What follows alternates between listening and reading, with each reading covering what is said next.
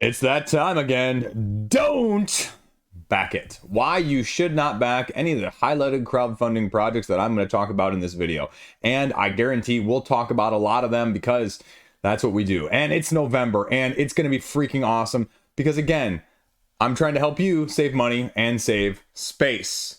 If I'm wrong, if the reasons listed are not applicable, or you just don't think that I'm right whatsoever and I'm an idiot, as always, you can go ahead and back whatever you want, just trying to prevent you from FOMOing. You ready?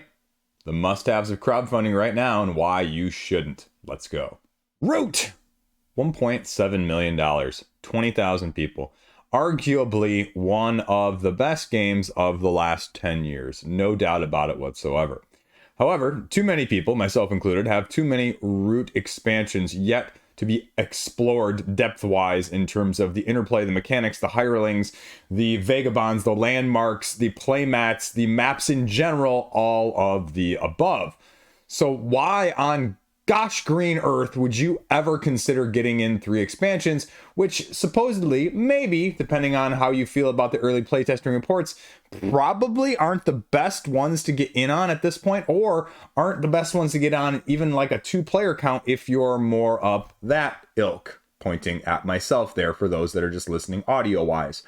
So that's the big conundrum.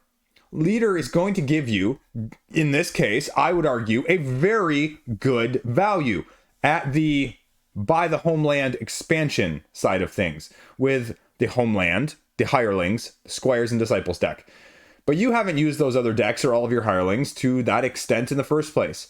And the problem with all asymmetric games, as we cover every single time, is that probably if you are a Root aficionado or your group is that dynamic as a whole, you've already got your favorites and you want to prove that they're the best and you want to play them repeatedly and pound other people into the ground and pound until they, submit, UFC style. So that's why you shouldn't get in. The pledging at the higher levels, again, it's sort of a wash up. I did it on the roundup. I sat down and calculated it using Board Game Oracle, and it's a coin flip about is it a slightly better value? Is it a slightly worse value? But I'd also make the argument that you can probably get it for cheaper on the secondary market for someone trying to get rid of a bundle, because those seem to pop up every now and again a little bit too often, because people realize that also it's much more accessible as a digital version as a whole too, and you can actually play with people there as an AI system rather than trying to get 3 or 4 people together to play it in person. So I'm sure it's gonna be fantastic. Lord of the Board, I mean, I can't wait to see what the Gorge map is going to go. I would love some playmats, because playmats are the only deluxeification that I really feel like I could get some return value out of. Apart from that, I mean, it's Root, folks. It's Root. But I'd say arguably you're looking in a better jumping in point elsewhere at retail with 1 expansion plus the base game to really know how good of a fit this is from that aspect. Similarly, let's hop over here to Dice Throne Outcasts. Again, $1 million freaking dollars for Dice Throne. This is a property that is just outstandingly Dice Yahtzee amazing, because that's all it is. But, it's sort of on how much of are you a absolute lover of this game will determine when you're going to pick this up.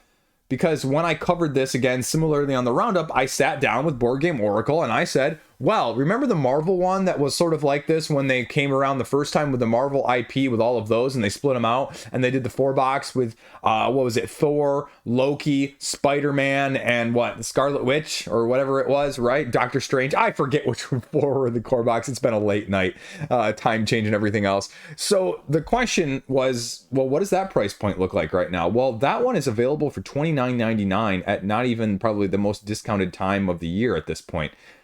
For shipping, and this is going for $50 plus a little daily spotlight thing here, which is fine, but I'm not sure it's going to be a ton of extra content that's going to make that potential $20 difference worth it, especially if you are one of those hardcore players and you can't use the mythics or the promos in those tournaments or competitive play like you are probably doing in the first place if you're one of those people looking to get it right now. Again, I'll say the same thing as I did with Root, is that I think that these characters look fantastically, freakishly amazing. I think Outcasts here, especially with the Necromancer as a 6 difficulty in terms of what it's bringing to the table, looks fantastic. At the same time, I kind of wish the Dice Tower Adventures expansion had been more compatible with, say, X-Men missions, or had been almost just a standalone. So you could just get an aperitif, an appetizer of what it was from that aspect. And the fact of the matter is it's not. And it also doesn't give you a greater bundle deal here than ordering it straight from their website, because it's literally the exact same price. I guess maybe the only cost difference would be that you don't have to pay shipping twice. But if you buy it off of their website right now, you'll get it in like, I don't know, a week. So is $15 shipping from their website for the price increase worth not getting it now and getting it via this as a whole? Because then you're buying the expansion sight unseen and the core as well with adventures.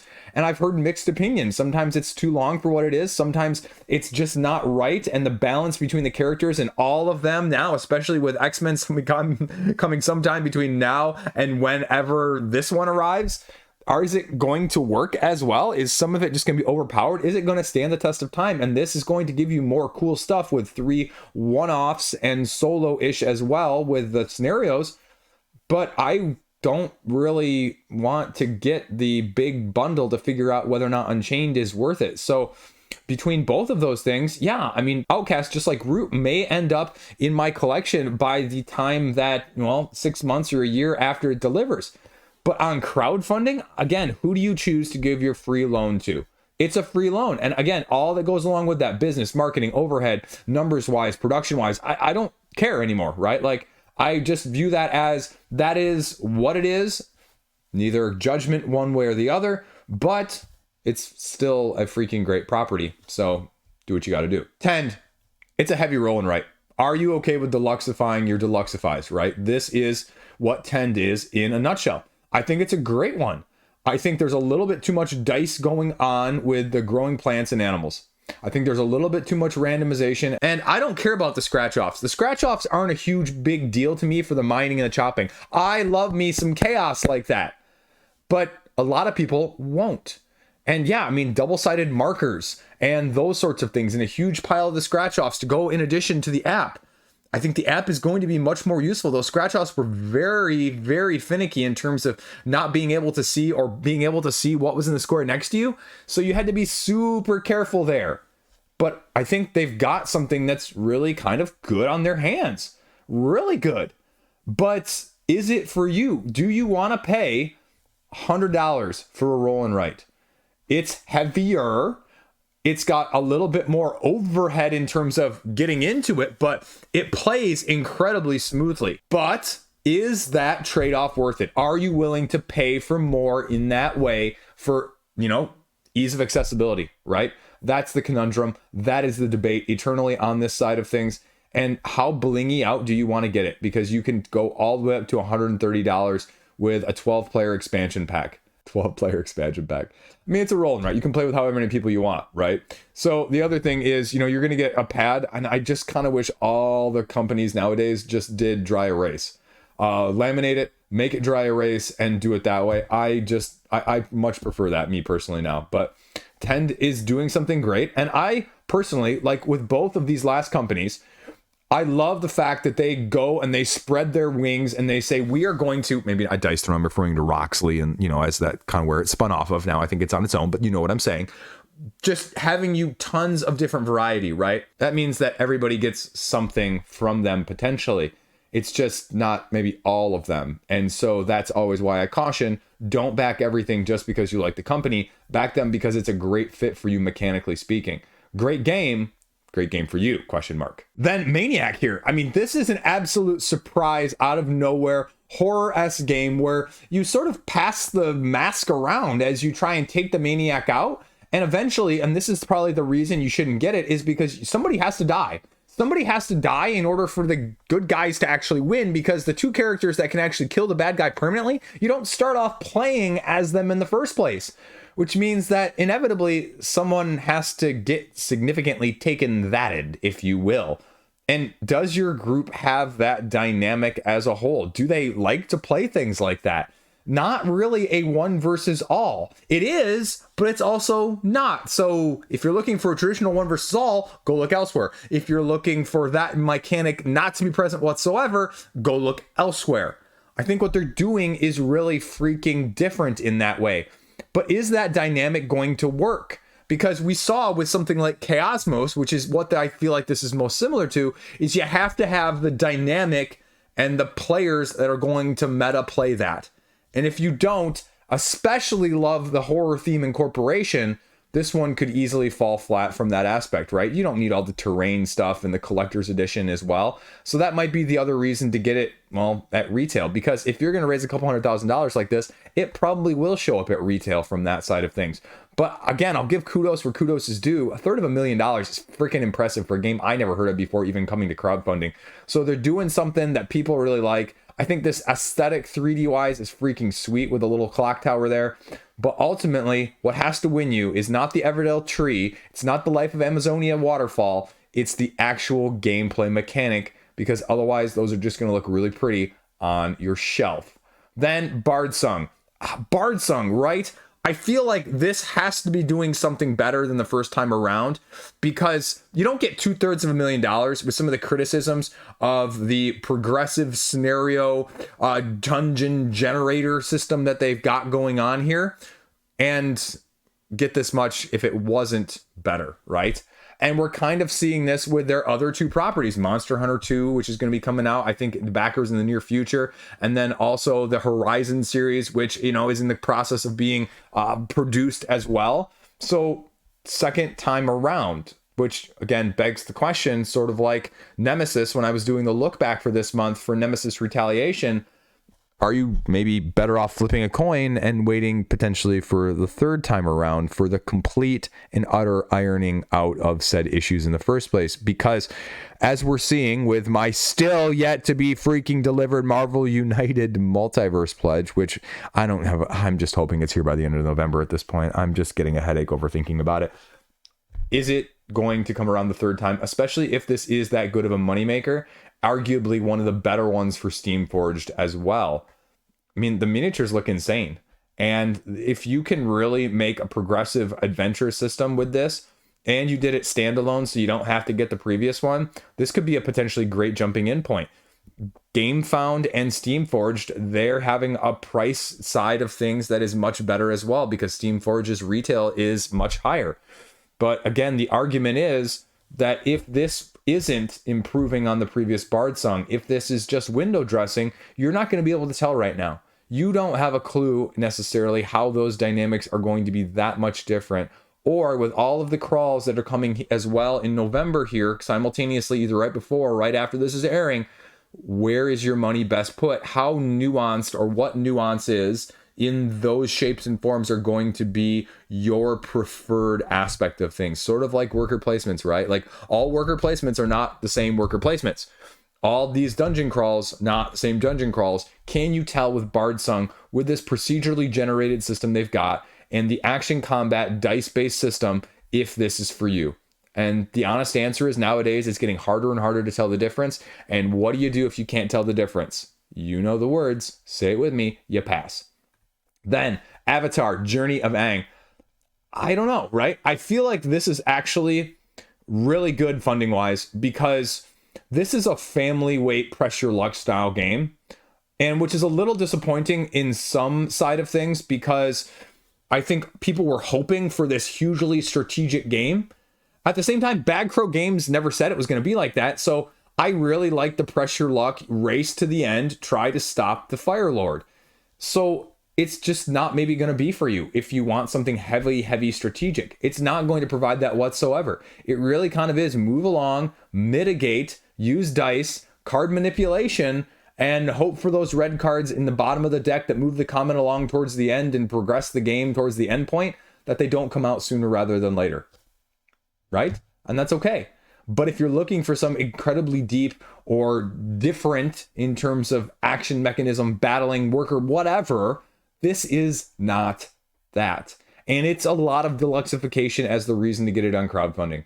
It is. And that's okay. But how attached to the IP are you? Again, I'll say this as I did with Awakened Realms. If they didn't have the name attached to it, would you be as enamored? And this is where it gets splitsies, because sometimes it absolutely does make a difference. There's a recent release at retail that really does make a difference. Ooh, it's one of the best games of the year, and I'll spoiler tease it at that. And sometimes you just go, well, it's there, but it also doesn't make me feel those things that I wanted to feel in the first place. Which of these is it for you? Make your decision carefully and figure it out. Fable Fury.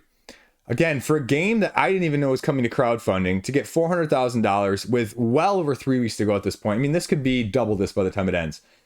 But a lot of this is whoever is designing the game is a famous like Minecraft YouTuber. And I think a lot of it is that fan following, because there's very little information on the actual game. There was no rule book at the time of when I did the Should You Back roundup video. And the how to play is done by game nerds as a preview paid situation. It's very simplistic. If you thought Avatar was simplistic, this is even more so. It's basically flip, randomize, and roll dice. And so if that's what you're really looking for as something in the Casting Shadows T-Turtle line of things, this is going to be right up your alley. But if you're looking for anything deeper, more strategic, depth of gameplay, lack of randomness, pass. It's explore, roll, upgrade, rinse and repeat. And so that's what you're getting. And it's a lot of very prettiness, but I'm not sure it's going to fulfill you in terms of gameplay if you're looking for something heavier from that aspect of things, right? The enemy expansion content here, I kind of look at it as with all of the numbers of enemies, it's almost, well, required, which as a Kickstarter exclusive, that's great, but that's also bad. And you're getting a bunch of creator content add-ons here. I'm assuming these are all YouTubers as well. So again, I think it's playing heavily off of that and less off of the like super deep board game hobby scene, which again is fine. And it just means that, well, will we see it at a later date at retail? I have no clue, but go for gameplay and check this one out and watch the video that's there, I guess. These next two are going to go back to back because we have Shallow Sea and we have Knitting Circle. Knitting Circle is getting all the attention. It's the latest flat out games. I'm going to make the argument though that as a mechanistic approach, Shallow Sea might ultimately in the long run be a little bit better, but I think they're both going to be very strategic, heavier games that are outclassing their price point and their box size. I'd make an argument that this is going to be adjacent to Calico, but maybe not necessarily as overall complex. I'd make the argument that strategically Shallow Sea is probably going to be more complex and more filling, stop at Kickstarter, you're drunk, than probably Knitting Circle is. So of the two right now, I'd probably be more inclined to get Shallow Sea. It's also going to cost you double the price point though, and that's the issue because of the little expansion content that you're going to be getting here at the ocean tier, but you haven't been able to get many of the exclusives from Bad Comet here on the retail side of things where they're previous, including Wondrous Creatures and Life of Amazonia. Knitting Circle is going to be a little bit more pattern matching, set collecting in terms of the pieces you're gathering, knitting together these little yarn tiles in these columns, and then matching them as you go. So there's going to be a little randomness in which one you get and how well you're able to fulfill it with your little asymmetric request cards on top of that. The little knitting circles, as you move around them, a certain amount of spaces in order to gather the tiles, compared to Shallow Sea as you're grid matching, trying to then lay grid pieces followed by fish and then inhabit them in certain ways and patterns. So this one is probably more like Calico to me. I'd say Knitting Circle is actually a little bit less and playing off of the name, which is getting a very good pedigree. And I'm not saying it looks anything like that. This one just feels more strategic in terms of puzzle making. But again, it's a double price point. You're going to pay $60 plus shipping as opposed to $29 plus probably $5 or $6 or whatever flat out ends up being. And flat out, you can get it retail. It's almost the exact same price, except minus the little bonus mini expansion that they often offer.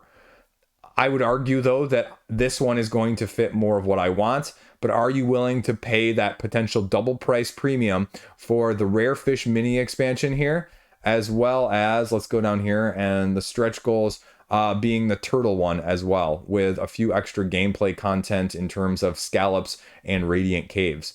So you're paying for a little bit extra here, but it's going to cost you almost $70 then.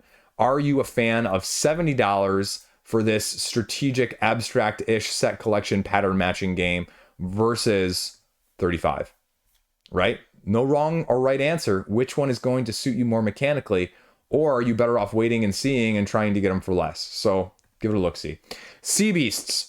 I don't like the fact that the base core game is 2 players only and you have to buy an expansion to upgrade it up to 4 players.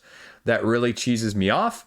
At the same time, I guess it reminds me a little bit more of Sky Team in the same way. But I'd make the argument that if you're looking at either of them, Sky Team, you can buy for like $30 right now on Amazon and get it in the next 2 days. and know whether or not it's right for you, because there's more than enough content, reviews, opinions, and everything else in between. As a 2-player cooperative, this one is not dice driven, and maybe that's your big make it or break it. But this one is a big unknown with the randomness of the enemies you're pulling around the sides of the ship, and the maneuvering of which deck you're pulling from based on how far you can move in the first place, and the resource mitigation that might not be up to your full control.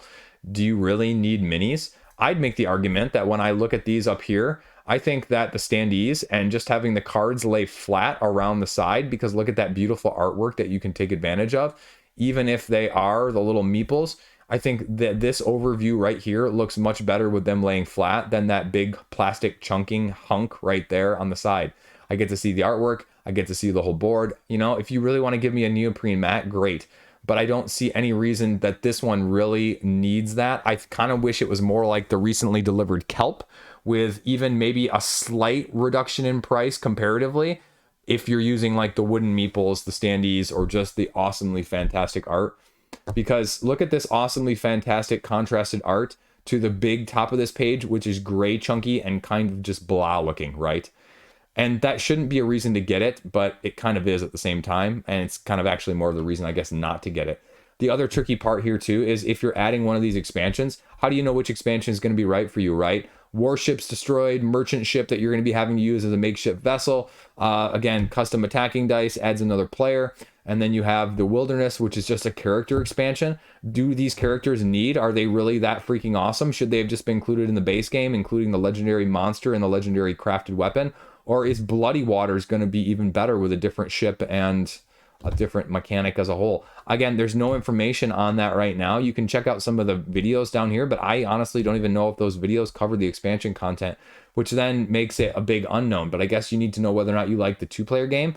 But could this game actually be significantly different in a 3 or 4 because of that downtime, lag time between 2 and 4 players difference as a whole? So it's indie and it might not show up widely elsewhere, but given the fact that we're at what, a couple $100,000 right here, I'd be shocked if you don't start seeing it even pop up in pre-orders for places like Game Steward and Game Nerds, who are now basically having pledges for these sort of things the second the campaign ends too. So I guess you can always pick it up there. Flock Together, I mean, it's an expensive cooperative version, right? There's plenty of cooperative games that are going to fill a similar pandemic style niche that aren't going to cost you $90 right now on crowdfunding before the new $40 expansion. Is this $120 worth of the best co-op that you've ever played? Think how much Spirit Island you could buy for that, right? Just kidding. Or how many versions of Pandemic, or whatever your poison. Keep the heroes out. There's a lot of more stuff in that realm of cooperatives, well rated, well reviewed over a past 3 or 4 years that you could be looking at for this same price point. But that's the question.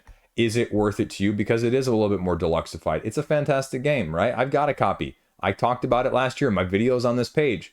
But the dynamics of the weather being completely random in terms of affecting it round by round, the difficulty of the enemies based on the order in which you try and take them out, because they grow stronger on a round by round basis too. And if you don't remember or know which one's going to have which abilities as they get stronger, you may take them out in the wrong order, which may screw you a little bit up in that way. Or just the asymmetry of the chickens in the first place and how you're going to be utilizing the dynamics of those powers versus the resources you're gathering inside and outside the farm.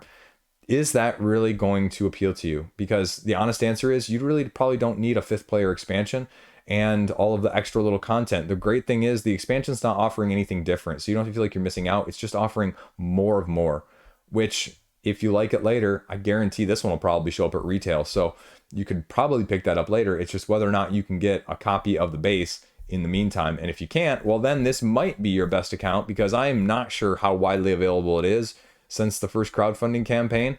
But with Cow Games here, well, roll the dice and find out. Madcala, $188,000, which you're going to look at and you're going to go, oh, Madcala is all hype, Chris. Got 188. Okay, this is a 2-player asymmetric head-to-head dueler in the lines of a game with a Mancala mechanism, right?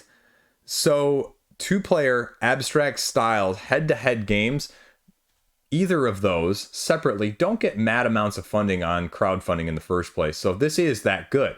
However, it's still a Mancala version of things where there's some manipulation and some take that, because, I mean, again, it is head to head. Which shards you're pulling off of which spot may not be as deterministic as you may want in a battle con type situation.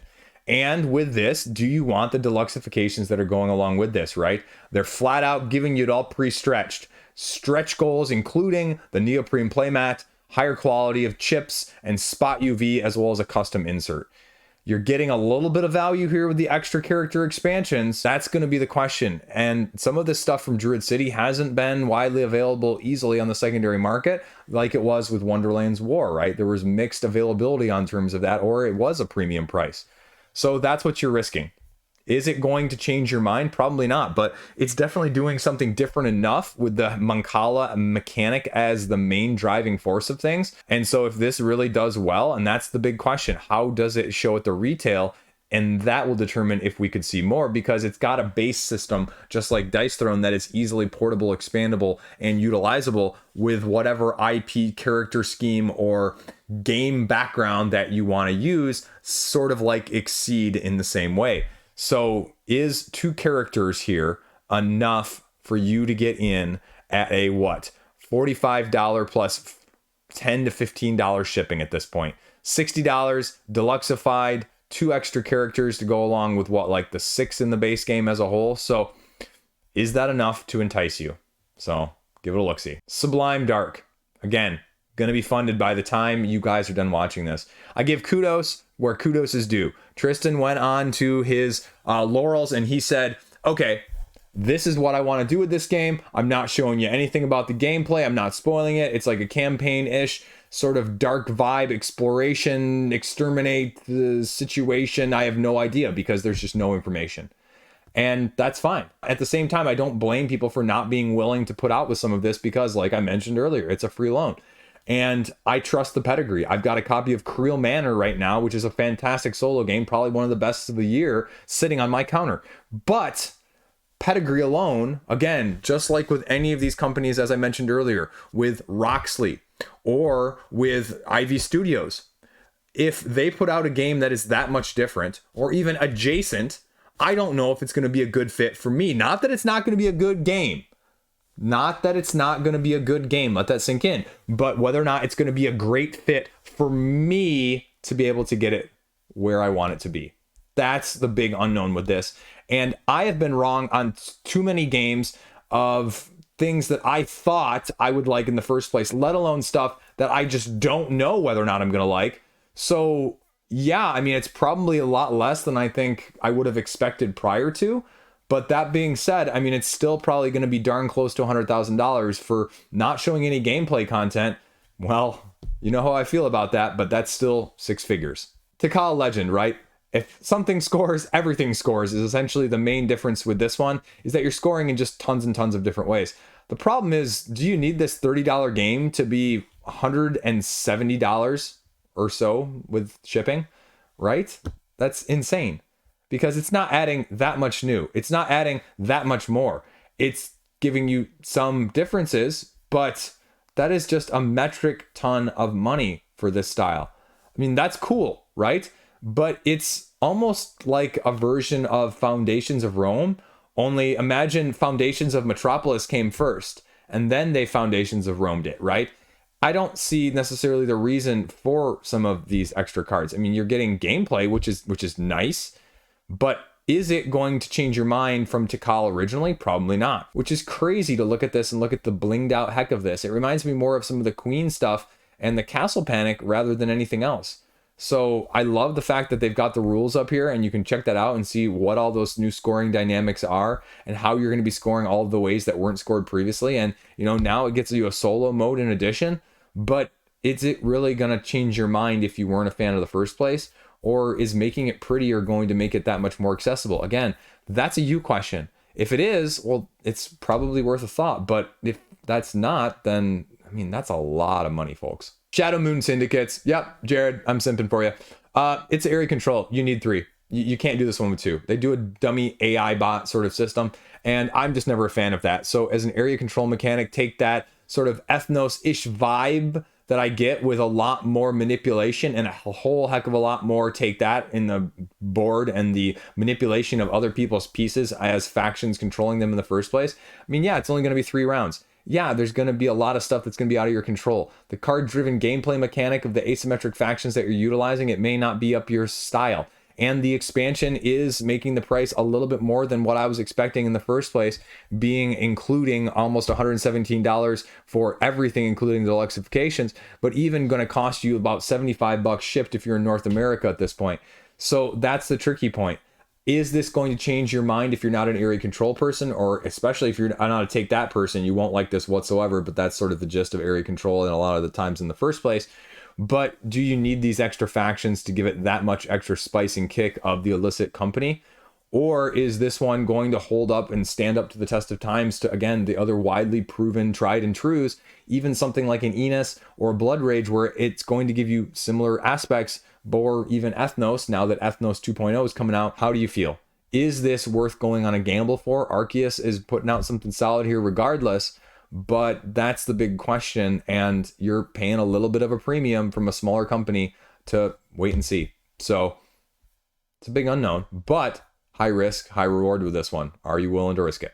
Sweetlands, I don't know. It's too heavy for me to analyze. It's too heavy for me to give you a detailed breakdown of the mechanics. I'll just tell you that a Chibiukoya's stuff doesn't come cheaper on the secondary market. So we'll do the flip on this one. If you're interested in this, yeah, you might have to get it, or you're going to pay a significant, probably 20 to 40% premium to get it through his web shop later. The other fear I have, though, and the other reason you may not be able to get it, is because oftentimes when you look at these games and you see that 100 to 200 minutes, that's probably underestimation. So if I tell you that all of your games of this are going to play for 4 hours long, even though it has all of these hugely absurd amount of asymmetry in terms of the workers and the actions and mechanics and the powers that are going to go along with them as you're upgrading and slowly producing your pastries along the way, yeah, I mean, it's going to cost you the price of a Eagle Griffin Lacerda. It's probably going to be about that weight too.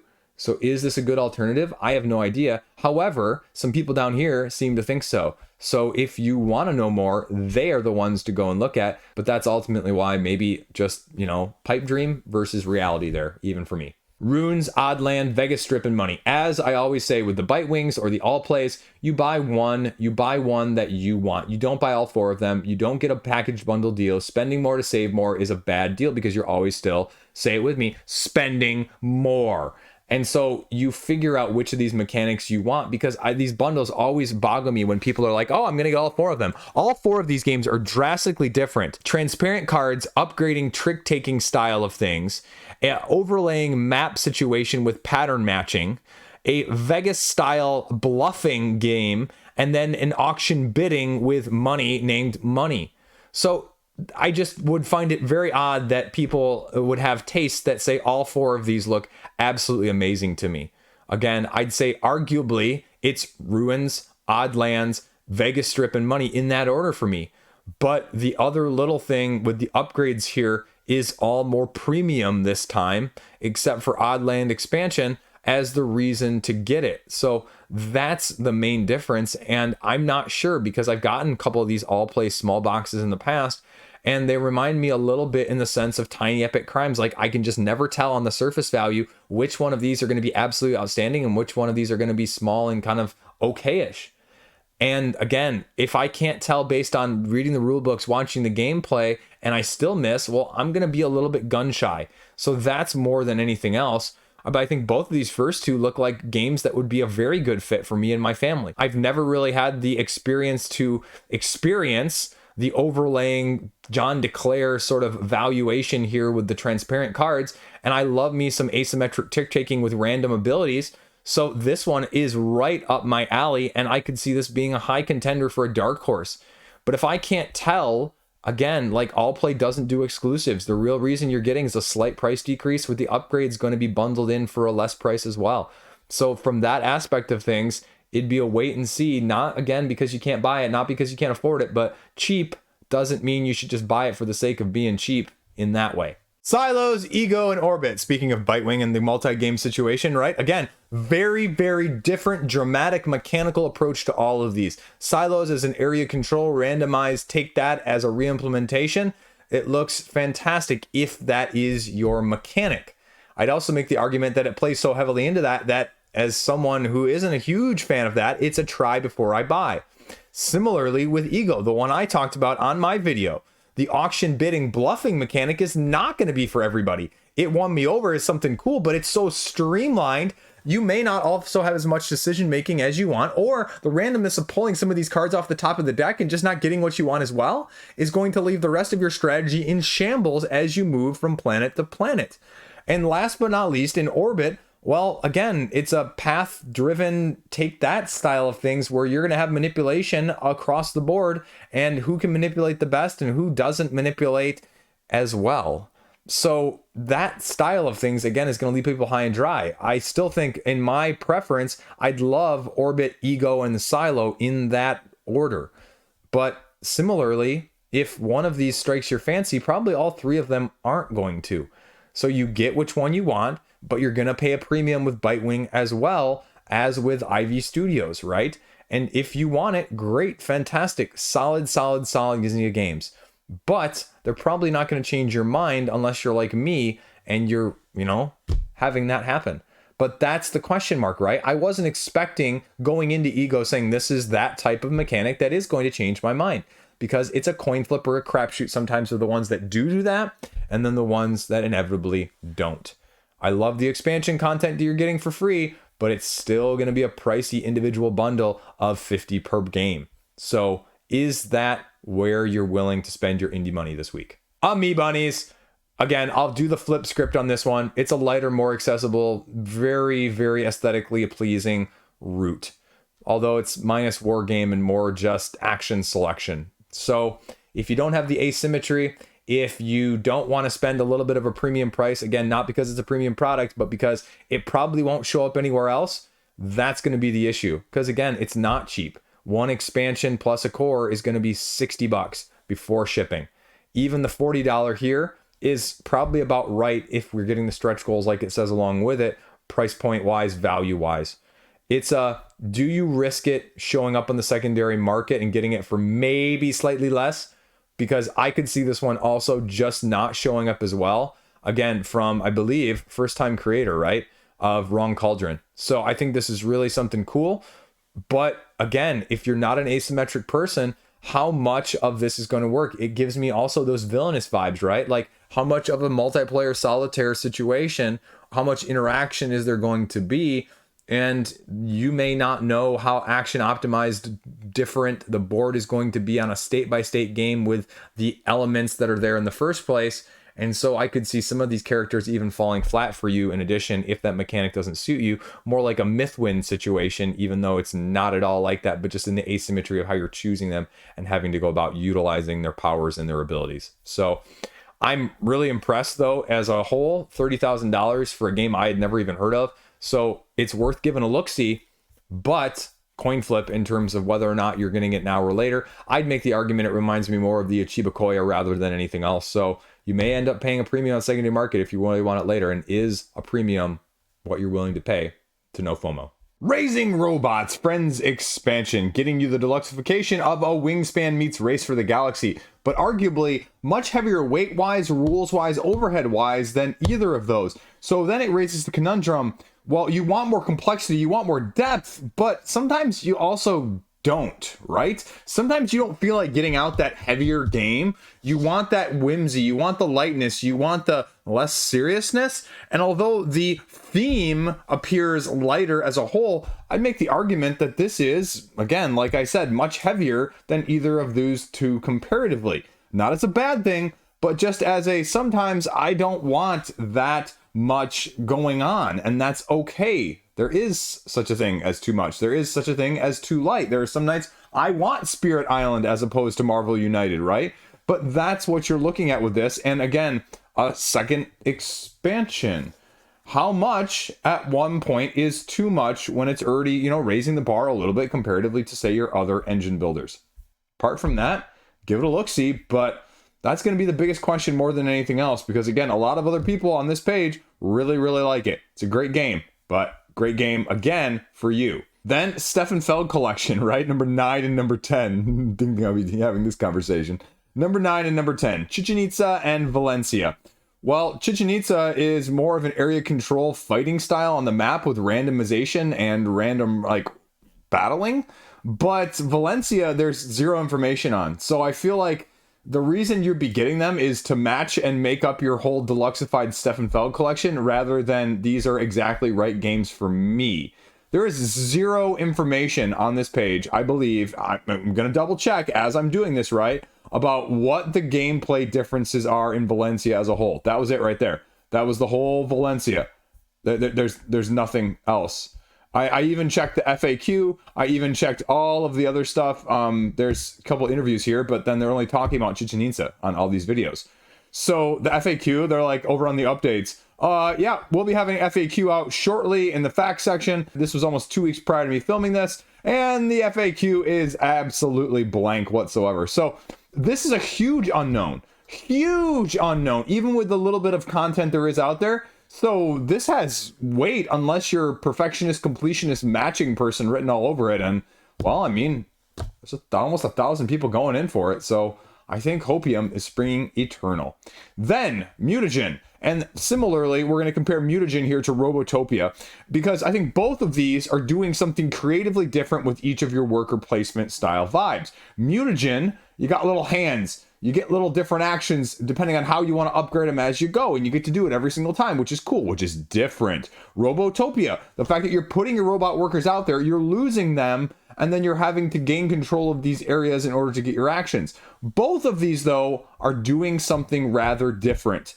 And as I've said previously, doing something different is fantastic in theory, but a lot of the time people aren't willing to go out on a ledge and say, I want something completely different, right? You go to the buffet and you buy or get the same food that you would probably be getting anywhere else, right?